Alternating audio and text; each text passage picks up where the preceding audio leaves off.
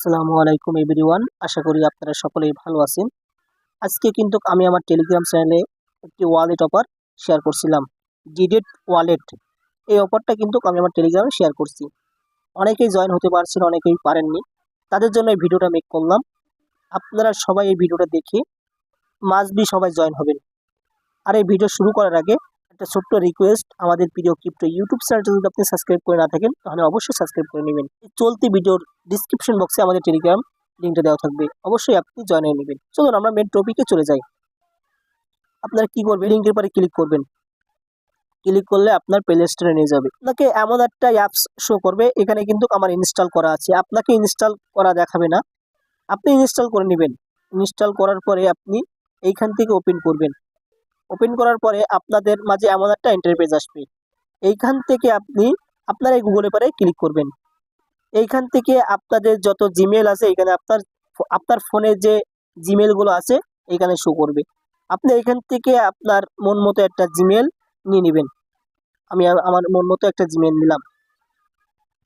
নেওয়ার পরে এইখানে আপনাকে কন্টিনিউ করতে বলবে, আমার বাংলায়, তাই চালিয়ে যাবেন। আপনার এমন একটা ইন্টারফেস আসবে। এইখান থেকে আপনি একটা পাসওয়ার্ড সেট করবেন, 6 ডিজিটের একটা পাসওয়ার্ড সেট করবেন আপনার মন মতো। সেট করার পরে কন্টিনিউতে ক্লিক করবেন, একটা ইন্টারফেস আসবে। এইখানে আপনাকে মাস্ট বি রেফার কোডটা ইউজ করতে হবে। যদি আপনি রেফার কোড ইউজ না করেন, এখান থেকে কিন্তু আপনি বোনাস থেকে বঞ্চিত হবেন। এই যে রেফার কোড, এই রেফার কোডটা আপনারা সেভে ধরে কপি করে নেবেন।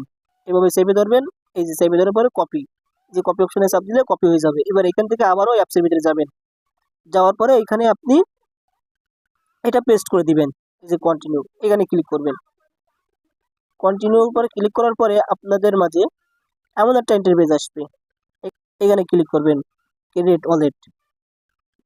আপনাদের ফোনে যে ফিঙ্গারটা, সেই ফিঙ্গারটা চাইতে পারে, তা আপনারাই কন্টিনিউ করবেন। কন্টিনিউ করার পরে আপনার ফোনের ফিঙ্গারটা দিয়ে দিবেন।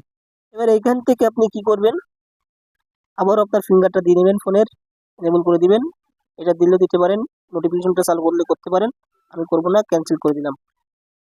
এবার এইখান থেকে আপনি কি করবেন, ডিলিট আইডি, এইখানে ক্লিক করবেন।